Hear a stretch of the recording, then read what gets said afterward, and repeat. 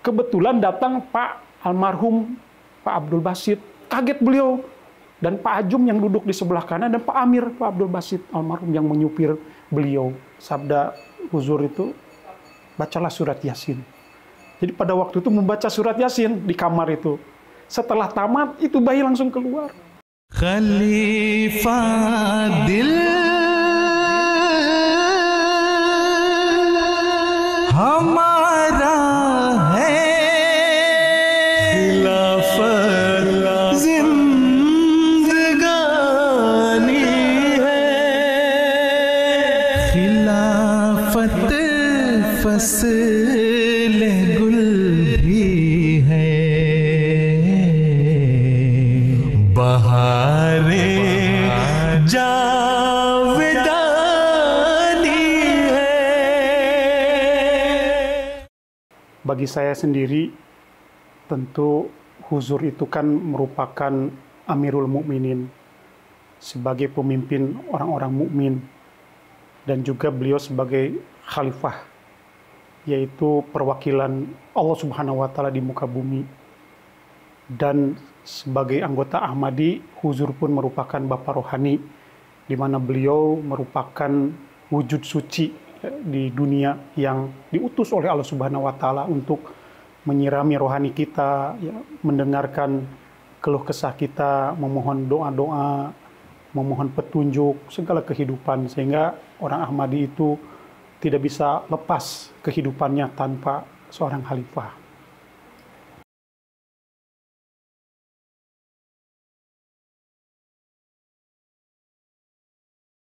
Ya, memang ada beberapa pengalaman. Yang pertama masalah pribadi barangkali ya, dan keluarga.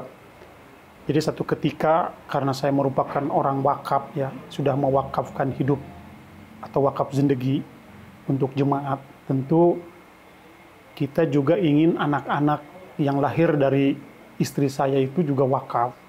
Karena memang kehidupan wakaf kan tentu sangat memberikan kepuasan tersendiri ya bagi orang yang mengalami. Nah, satu ketika saya dan istri mengirim surat ke Huzur kan, untuk mewakafkan anak, dan Huzur pun menjawab, menyampaikan jawaban tersebut dan memberi nama. Pada waktu itu diberi nama oleh Huzur, namanya adalah Muhammad Talha. Nah, tibalah saatnya istri saya melahirkan. Karena ini anak wakaf, tentu saya harus menjaga mulai dari 0 bulan, makanannya, ya pokoknya bagaimana agar anak yang lahir ini kan sempurna dan baik dan lancar. Ketika usia 9 bulan, itu istri saya ada tanda-tanda mau melahirkan. Kita selalu ya kirim surat ke Huzur berdoa. Tiba-tiba istri saya itu harus dibawa ke bidan karena akan melahirkan. Namun ternyata tidak melahirkan. Setelah 3 hari tidak bisa keluar. Ya, sementara tetangga yang sebelah kan sudah keluar melahirkan dengan lancar. Ini anak saya tidak. Bidan pun yang sudah profesional tidak mampu menangani dan ada kesulitan. Lalu diputuskan bahwa anak saya itu harus dioperasi. Nah, satu ketika saya pagi-pagi dipanggil oleh bidan bahwa harus manggil ambulan dan harus dioperasi ke rumah sakit besar. Dan tentu biaya yang harus dikeluarkan itu kan cukup besar, bisa jutaan pada waktu. Dan karena kita orang wakaf, pada waktu itu saya tahu bahwa saya hanya megang uang 600.000. Ya, sehingga pada waktu subuh saya sholat, berdoa, menangis ya di hadapan Allah Ta'ala bahwa ini anak wakaf. Saya juga terbatas, bagaimana mau dioperasi kan, karena operasi pada masa-masa itu kan nyawa juga terancam, biaya juga mau di mana gitu ya. Bagaimana Allah Ta'ala itu mengabulkan doa-doa kita ya, dan ambulan sudah ada di depan mata, dokter yang akan mengoperasi sudah disiapkan dan harus segera diberangkatkan. Tetapi bagaimana Allah Ta'ala itu ya, ketika istri saya mau dibawa, sedang diangkat, tiba-tiba ibu bidan, sebentar katanya, ini ada terjadi sesuatu. Ternyata pas bidan cek, mau keluar bayi itu kan. Wah jangan, nggak usah. kita lihat dulu dengan kurnia Allah Ta'ala, akhirnya bayi itu keluar dengan lancar, dengan sendirinya, tanpa dioperasi, dan memang bayi itu ternyata sampai 4,3 kilogram yang sangat besar, dan alhamdulillah ya, ambulan tidak jadi, dokter tidak jadi, uang yang memang hanya 600.000, itu aja yang dibayar. Kebayangkan seperti bagaimana Allah Ta'ala ya. Dan alhamdulillah sekarang anak saya pun badannya besar, masuk jamiah, ya seperti itulah Allah Ta'ala menyelamatkan anak-anak yang diwakafkan gitu ya. Nah itulah keajaiban bagaimana kita memiliki ikatan dengan khilafah. Kemudian ada satu lagi kisah yang menarik yang mungkin ini menjadi inspirasi, bahwa Hadrat Masih Maud kan bersabda juga, kalau seorang wanita sedang melahirkan, ya kan begitu sakit, bacalah surat Yasin. Pengalaman saya, anak kedua sama, sulit untuk keluar, udah gelisah, khawatir akan dioperasi lagi. Itu pengalaman yang kedua. Tetapi saya teringat ya sabda Huzur itu, bacalah surat Yasin. Jadi pada waktu itu membaca surat Yasin di kamar itu. Setelah tamat, itu bayi langsung keluar. Ya, jadi memang ini penting ya bagi orang-orang jemaat atau siapapun lah, apabila istrinya sedang melahirkan dalam keadaan susah, baca surat Yasin. Insya Allah, Allah Ta'ala akan membantu. Kemudian ada pengalaman yang menarik juga ya, waktu bertabligh di satu daerah, waktu itu saya bertugas di Kalimantan. Jadi perjalanan jemaat itu di sana menggunakan motor hampir 100-an kilo, kurang lebih 250-300 kilo. Setelah kita melakukan perjalanan yang sangat jauh di daerah transmigrasi, kemudian baru sampai sorenya anggota mengajak, Pak, kita tabligh ke daerah transmigrasi kebun sawit. Nah di sana itu dikarenakan jauh, ya kurang lebih 40 kilo masuk ke pedalaman, karena ada masyarakat, ada tokoh lah yang kalau Bapak datang insya Allah bakal beat katanya, tinggal ditablighin sedikit beat. Kami dengan beberapa anggota menggunakan motor ke sana. Berjumpa. Setelah ditablighi segala macam, ternyata tidak mau beat. Ya. Jadi memang beat itu kan karunia Allah Ta'ala. Begitu sulit, ya jadi ragu, takut. Sudah dijelaskan berbagai macam, tidak mau beat. Ya akhirnya kita putuskan, ya kalau ini kan seperti batu. Ditablighi terus juga ya tidak akan beat. Waktu sudah mau malam, jarak jauh, gimana mau pulang ke rumah, sudah mau maghrib. Ya kita sebagai mubalik agak kecewa juga kan, sudah jauh-jauh gitu ya. Aduh belum masih sampai, tapi tidak apa-apa. Kita berdoa lagi ya kepada Allah, ya Allah bagaimana ini, sudah jauh-jauh, tenaga, waktu. Nah kemudian salah satu anggota mengatakan, Pak ada lagi kita tablighin lah, satu keluarga lagi di sana. Mudah-mudahan dia mah paham, oke kita tablighin. Akhirnya kita berjalan pindah ke kampung sebelah. Nah ditablighi lah, kebetulan dia orang Sunda dan orang Garut. Kita tablighin tentang jemaat. Ah ini tertarik dia. Akhirnya setelah panjang lebar, kalau gitu Pak, saya mau beat. Itu satu keluarga 6 orang. Kan? Sampai akhirnya dia menyatakan beat ke dalam jemaat pada malam itu, tanda tangan, betapa kita bahagia. Ya, bagaimana Allah Ta'ala itu apabila kita mau bekerja ke sini, hasilnya di sebelah sana. Kan pada masa-masa itu beat satu aja sulit. Nah ini 6. Kebayang lah ya, jadi rasa capek. Malam hari dia namanya di kebun sawit, gelap, takut, hilang semua. Karena ada kebahagiaan. Ya, bisa ikut mengantarkan mereka masuk ke dalam jemaat Ahmadiyah. Dan alhamdulillah mereka beat ya. Dan pengalaman ini betul-betul sangat menginspirasi gitu ya, dan teringat sampai kapanpun. Kemudian ada pengalaman juga ya ketika saya di markas. Waktu itu saya pernah menjadi ketua jemaat di markas Kemang. Nah di markas ini kita belum mempunyai mobil dinas yang representatif lah. Jadi pada waktu itu kami dengan pengurus merencanakan untuk membeli mobil. Istilahnya mobil dinas pada waktu itu ya AVV lah. Tahun yang lama. Tapi mobil baru dan mahal harganya. Nah, dalam satu pertemuan jalsah, itu diumumkan agar seluruh anggota jemaat Kemang Markas ikut berjanji, karena kita membutuhkan mobil untuk kepentingan jemaat. Semua orang berjanji. Nah, pada waktu itu, ada yang namanya Bapak Ajum Jumadi, almarhum, beliau pegawai URT di markas, usianya sudah tua, dia mengangkat tangan dan dia berjanji 1 juta. Pada masa itu 1 juta itu luar biasa. Hanya seorang pegawai kebersihan yang gaji dia pun cuma 1 juta. Dia berkorban berjanji 1 juta. Semua saya sampai menangis ya, melihat bagaimana orang yang dianggap sederhana sudah tua ya, berjanji 1 juta. Pada waktu itu saya berjanji di depan Bapak Amir, Bapak Rustablik dulu ya, masih ada Pak almarhum Pak Basit, Abdul Basit, Pak almarhum Pak Sayuti masih ada. Saya bilang, kalau mobil itu terbeli, maka orang yang pertama naik mobil adalah Bapak Ajum.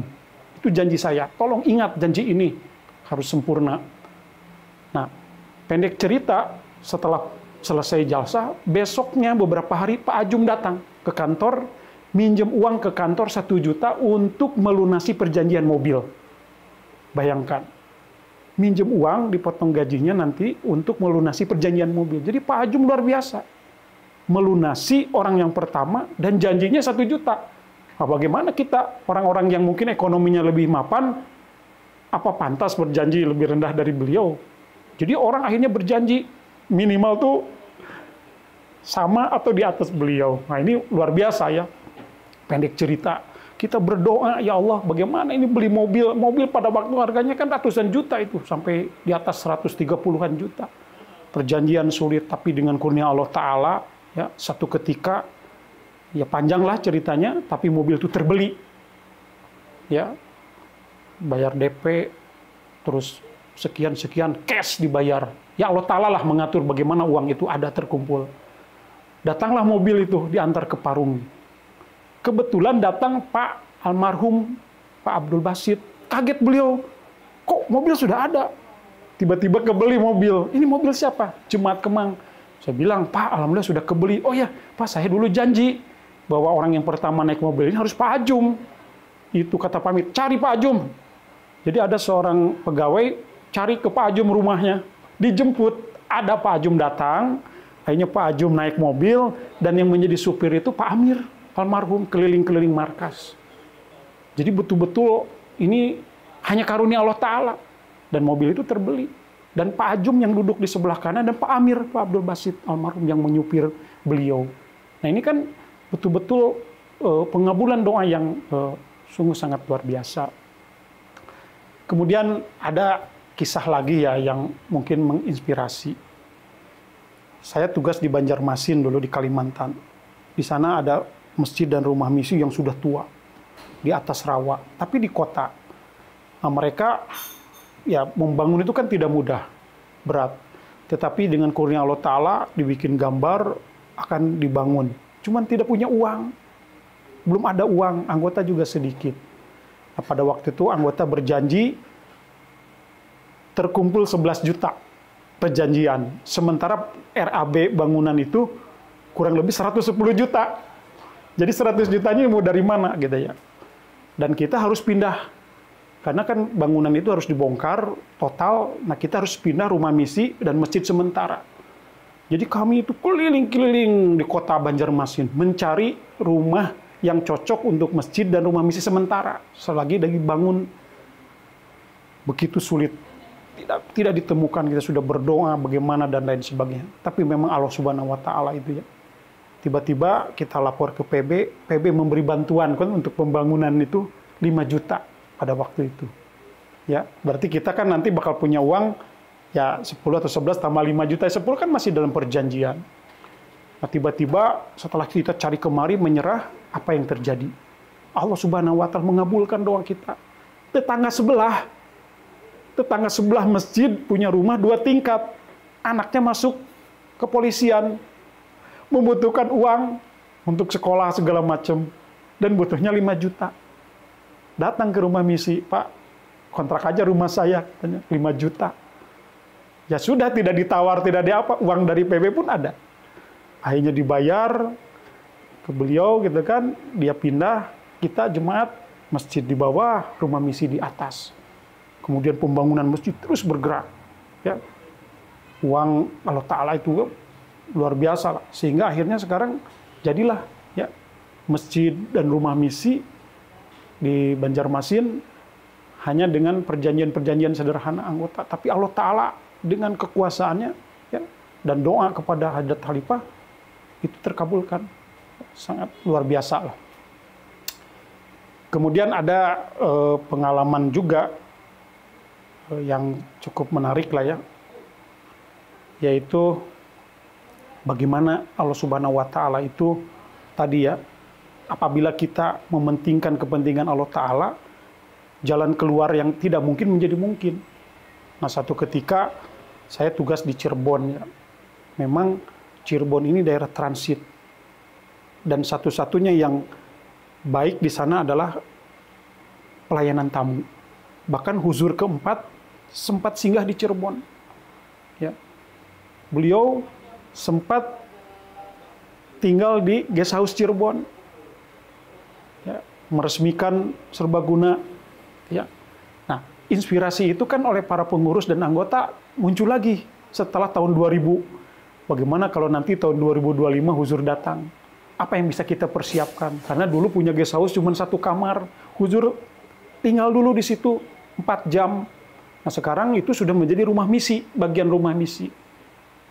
Tempat-tempat tidurnya masih ada 24 tahun yang lalu.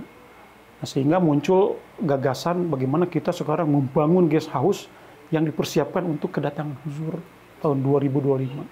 Jadi sebelum Covid. Tidak punya uang, ya, tidak punya kemampuan, tapi Allah Ta'ala bagaimana sekarang digambar, dibangun, dan sekarang selesai.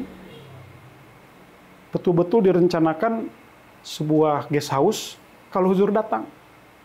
Nah, tinggal ini pengabulan saja. Apakah memang Allah Ta'ala akan menyetujui ya, keinginan anggota doa anggota bahwa nanti suatu saat pembangunan itu akan dimanfaatkan oleh Huzur atau tidak ya, hanya Allah Ta'ala yang tahu. Tapi perjuangan bagaimana anggota ya yang tidak banyak mengumpulkan uang, bekerja bakti, mengecor, ya istilahnya mengeluarkan keringat untuk membangun harapan itu, dan nilainya sangat besar Pak. 2 lantai itu ya, mungkin bisa habis sampai 1 eman itu. Padahal kemampuan itu sebenarnya tidak ada secara manusia. Tapi bagaimana Allah Ta'ala ya menarik anggota jemaat, orang-orang untuk ikut menyumbang, sehingga bangunan itu sekarang sudah jadi dan siap menyambut kedatangan Huzur ya. Tapi lagi-lagi tergantung karunia Allah Ta'ala. Ya biasanya Huzur kan kalau datang ke daerah akan berkunjung ke satu daerah. Nah, jika guest house-nya layak, cocok, kenapa tidak gitu. Nah, ini tinggal keberkatan doa. Tapi alhamdulillah sebelum 2025, 2024 berhasil. Padahal pada waktu itu sekitar 4 tahun yang lalu ya, sebelum Covid, rasa-rasanya kalau matematika melihat kemampuan anggota, rasanya gimana ya? Mungkin nggak? Mungkin, tapi luar biasa. Ya, sesuatu yang tidak mungkin dengan kekuatan doa menjadi mungkin. Nah, itulah beberapa pengalaman ya yang apa namanya memberikan keyakinan lah kepada kita sebagai anggota jemaat bahwa kita harus mengikat hubungan dengan khilafat. Ya, niatkan aja semua. Karena ini demi Allah Subhanahu wa Ta'ala. Jadi oleh karena itu saya berusaha ya, dengan adanya aplikasi surat ke Huzur itu kan sebuah karunia. Ya, kalau dulu kirim surat ke Huzur itu sulit, harus menggunakan fax. Sekarang setiap hari kita bisa mengirim surat. Jadi saya dan keluarga berupaya setiap Jumat itu kirim surat gitu ya, ke Huzur. Apa aja, masalah rumah tangga lah, kesehatan lah, anak, orang tua. Ini kesempatan. Dan kata Huzur, mau dibaca atau tidak baca, kita harus berkirim surat.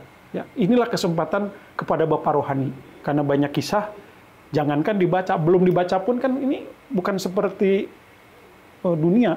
Tapi ini merupakan rohani yang sebenarnya Allah Ta'ala ya yang akan mengabulkan harapan-harapan kita.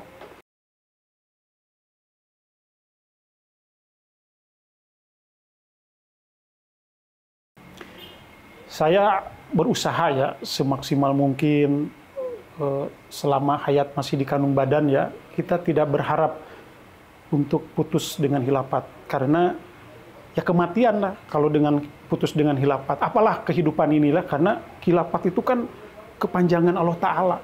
Jadi sebisa mungkin hidup kita ya tadi apapun harus terkait dengan khilafat. Sangat-sangat merugi untuk kita memutuskan diri dengan khilafat gitu ya. Oleh karena itu berusahalah ya kita semua agar khilafat ini terus turun ke anak cucu kita ya untuk mulai. Nah, salah satunya itu bukti kita berhubungan dengan khilafat ya kirim surat. Apalagi untuk bertemu ke London mungkin membutuhkan biaya, karunia. Tapi kalau kirim surat, mau pagi, mau siang, mau malam, apa saja disampaikan. Keluhan-keluhan kita, sampaikanlah kepada khilafat yang memang Allah Ta'ala telah menyediakan sarana ini untuk berhubungan. Ya, karena tentu di dunia ini, saat ini, orang yang paling suci adalah huzur. Jadi, ke beliaulah kita menyampaikan harapan untuk disampaikan kepada Allah Ta'ala. Khalifah dil hamara hai, khilafat zindagani hai, khilafat fasl gul